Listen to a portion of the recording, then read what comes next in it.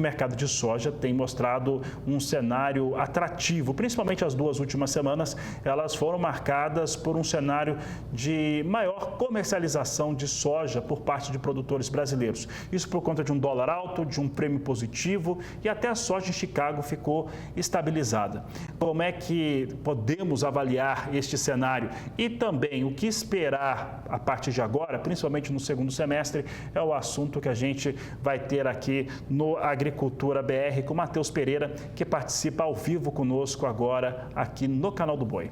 Matheus, obrigado pela sua participação aqui no Agricultura BR, aqui no Canal do Boi.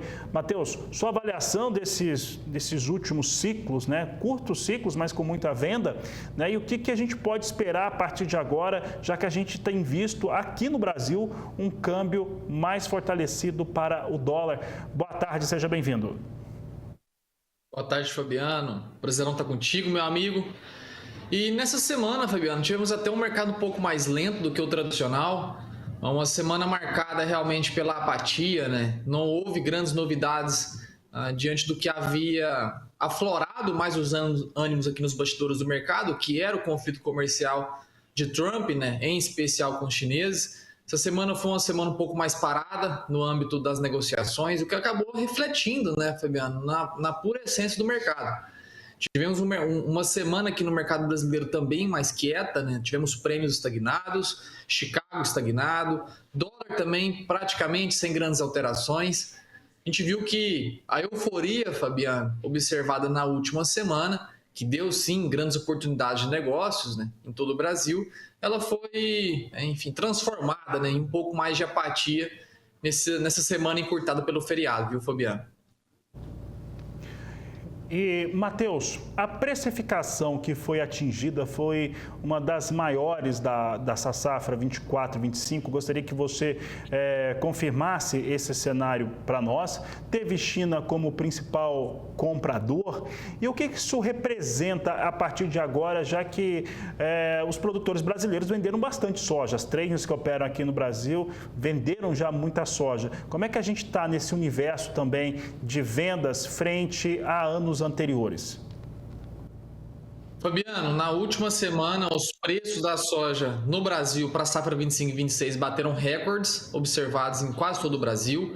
Tá? Foram preços ali que tanto na base Porto quanto no interior do nosso país, elas foram incentivadas a patamares elevados, em especial por conta de um dólar, Fabiano, que chegou a tocar acima dos R$ 6 na última semana, um Chicago se estressando, mas também os prêmios, né, trazendo um palco propício a melhora substancial das ofertas da soja na última semana, Fabiano. Só que nessa semana a gente já teve um recolhimento desses ganhos, o dólar já recuou dos 6 acima, agora para atuais 5,80 e alguns quebrados.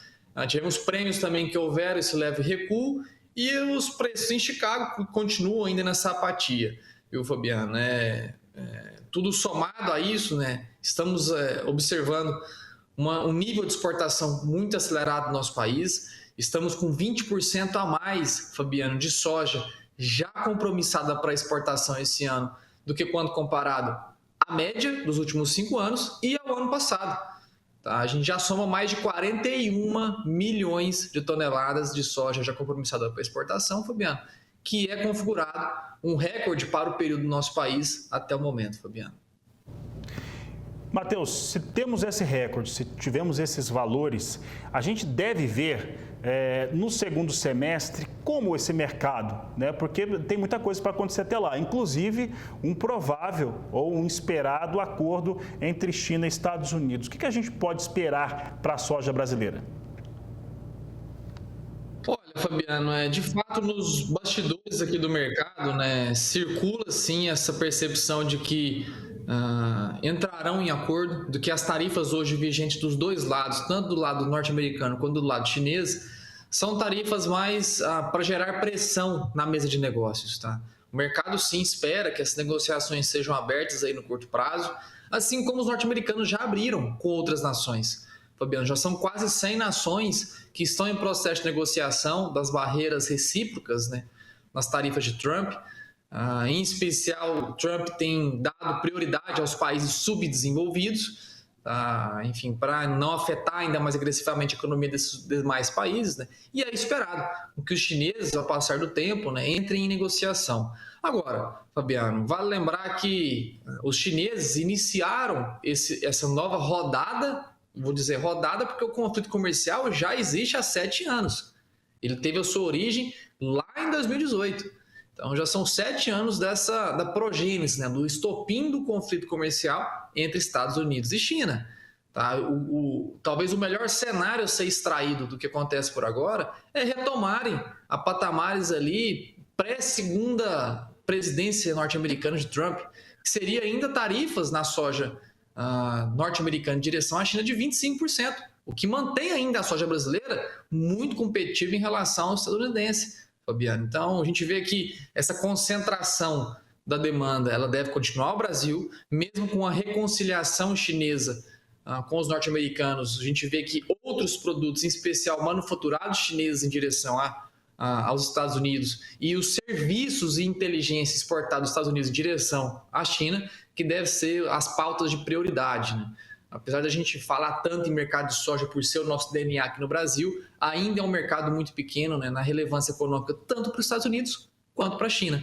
Tá? Então, são outros mercados ali, alvos, né, como prioritários para ambas as nações, Fabiano, que nos favorece aqui no Brasil a longo prazo, né, que apesar de uma safra grande, recorde no Brasil, estamos também presenciando, meu amigo, uma exportação a níveis jamais observados aqui no nosso país, o que coloca uma projeção de estoques aí apertados ao fim do ano comercial do ciclo safra 24 e 25, Fabiano. Matheus, vou fazer uma pergunta rápida, fazendo uma analogia com o nome da pátria, de certo modo, mas para o produtor rural, primeiro, se você acreditava que fato como esse, né, porque havia essa desconfiança, poderia vir a ocorrer, talvez não numa intensidade como essa, mas que de certo modo salvou a lavoura, salvou a pátria para o produtor brasileiro que está com uma grande safra. O Brasil colhe uma safra muito grande, independente do número que a gente tenha, é a maior safra da história aqui no Brasil. Muito bem, Fabiano. E sendo bem objetivo, esperávamos sim esse conflito comercial, era promessa de Trump já em sua campanha pré-eleitoral, e é o que a gente observa, né? Governos de direita eles só fazem o que são prometidos, né? Diferente talvez do que alguns governos de esquerda prometem e nunca fazem. Tá? Então, tudo que está sendo observado por agora nessa campanha comercial tarifária de Trump é somente aquilo que havia sido prometido. Não esperávamos que essas barreiras tarifárias viriam para 145%. Foi ameaçado 2 dias atrás colocar mais 100% de barreira tarifária sobre a China. Uma ameaça por Trump, uma ameaça não confirmada, mas sob bastidores. Mas acabou sim favorecendo com agressividade esse mercado da soja no Brasil, Fabiano, mantendo esses prêmios de exportação elevados, mesmo sob uma circunstância de uma safra recorde aqui no país.